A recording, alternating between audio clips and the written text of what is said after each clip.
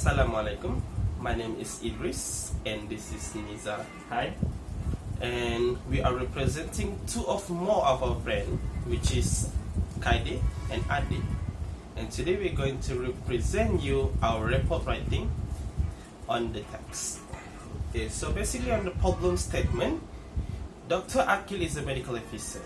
He is working in HUKM in November 2013 and then stopped to further his studies in master, then continue working in HUKM in 2019.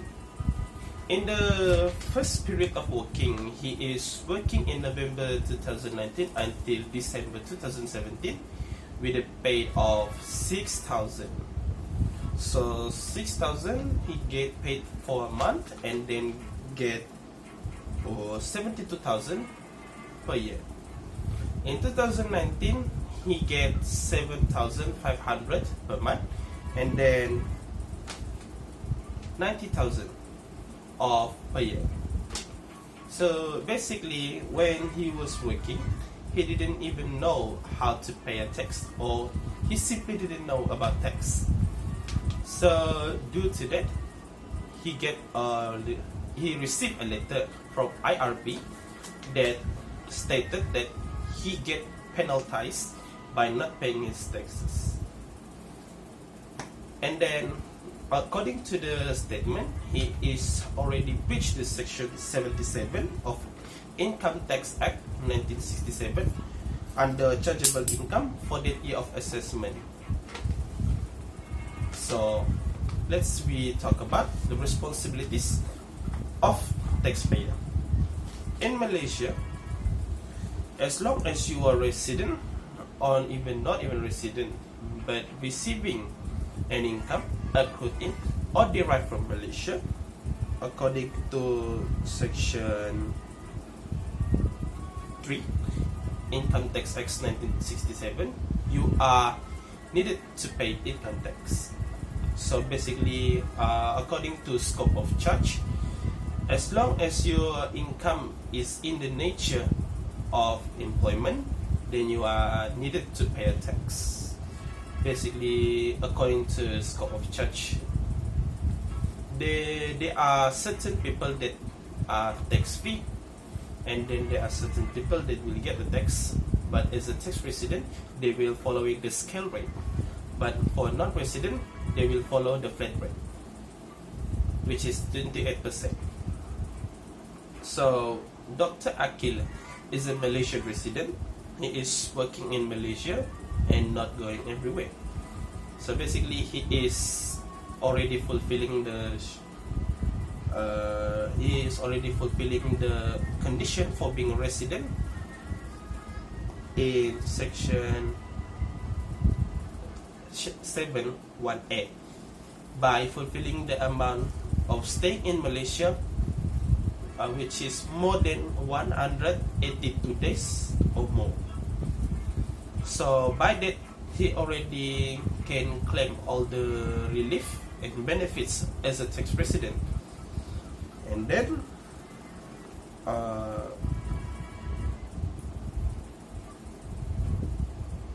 yeah, just like that. Okay, so for further explanation, let me pass to my friend Niza. Okay, thank you, Idris. So let's move on to the application. To make things easier, Malaysia already adopted a digital approach on how a taxpayer can pay their tax online. This system is called Self-Assessment System, which is SAS. It is more convenient rather than the old ways, which is technical, where the taxpayer need to go to the Inland Revenue Board office. It is very time consuming. So with having this system, the taxpayer did not to rush or line up to pay their tax. So it's more convenient nowadays. Okay, SAS is where you can compute your tax. You yourself can compute your tax, and then you can submit it not later than 30 April for those without a business income, and 30 of June for those with business income. The payment is made in the flowing of the tax assessment, year of assessment. Okay, in the case of Dr. Akil, he is a Malaysian resident, as we know, and he is working at SUKM for 5 years, starting from November 2013. November 2013 until December 2017. After that, in 2018, he pursued his study, which is master at UKM. And for the year of 2019, he continued to work at the UKM. Okay, by that, because of he is a resident of Malaysia, he can enjoy the benefit of becoming a Malaysian citizen, resident, which is one of them is income. His income is be calculated on the scale rate from 0% to 28%. So it's much more benefit rather than being not a resident, which is being charged on a flat rate, which is 28%. Okay, for the step of the online assessment, which is SARS, first, Dr. Akil need to fill a return, which name Form BE. The form or called annual tax return. After the Inland Revenue Board accept the assessment, the taxpayer need to pay the tax liability within 21 days after lodging the return. And after that, the Form BE required to be submitted at least, as I said before, 30th of April for the following year assessment.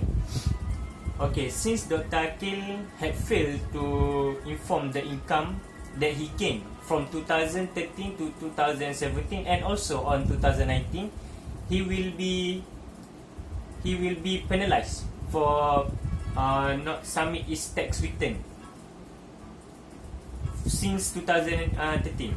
So he will need to fill a form named Form J, that he need to fill the amount that he earned from 2013 until 2019, because he did not pay any tax before. Okay, he need to make sure everything has been declared true. I mean, with the proof for every relief that he want to claim. So that's will reduce his tax. If he fail, it will be include the another tax penalty. Penalty for late payment and penalty for not declaring any further relief that he want to claim. Okay, after that, a taxpayer also allowed to amend their return.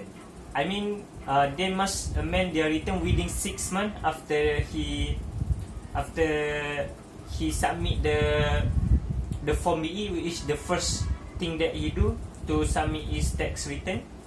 And also in the Form J, he need to make specified amount of the penalty that he been charged. In this case, Dr. Akil is guilty for never pay his tax. So under section 112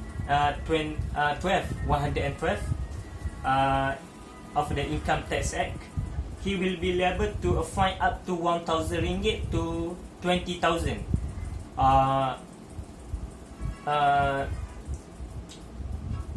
In condition he has a public prosecutor. If he does not have a prosecutor, he will be fined up to 3 times of the tax liability that he will be paid. 3 times. So we can recommend that Dr. Akil to get a prosecutor to reduce his tax penalty. And also, if Dr. Akil is not satisfied with the tax he submit, he can also make an appeal. And because maybe he forget to claim maybe some of the relief that he forgot to claim, so he can make the appeal. He can fill another form called Form Q for the appeal, and this must be submitted not later than 30 days after notice of assessment has been approved by the Inland Revenue Board. Thank you. And also, you can see the calculation of the tax assessment from 2013 and until 2020, excluded the year of 2018 where he pursued study in master. And take note that the calculation is not include any other relief and other income, and we just calculate it on the base gross employment income that he received for that year. Thank you. So, on my conclusion, or we can say that Dr. Akil is basically guilty because he is already breached the Section 77 of Income Tax Act 1967. Then, by that, he needs to learn the responsibilities as a taxpayer and the importance by how is it important for us as a Malaysian resident to pay our taxes. By paying our taxes, it is helped a lot. Yes, basically on our taxes, it is being used to build a road, to build a school, hospital, public park, and more. We can use these facilities for our generation and the future generation. By also that, tax also being used to help the less unfortunate people. In Malaysia, there are a lot of unfortunate people who can't even make their own money. So basically, they are depending on this money. Then the government will make an initiative that help these people, which is called subsidies, Bantuan Rakyat Satu Malaysia, Bantuan Sara Hidup, and more. We can also learn as a student that the student allowance comes from tax, and the salaries that many civil servants get are also come from our tax. We can use this benefit to protect our family by paying their salaries for the police, the firefighter, doctor, and many civil servants that helps our community.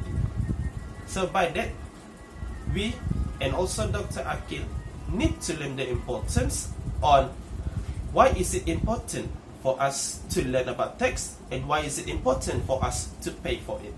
Thank you. Thank you.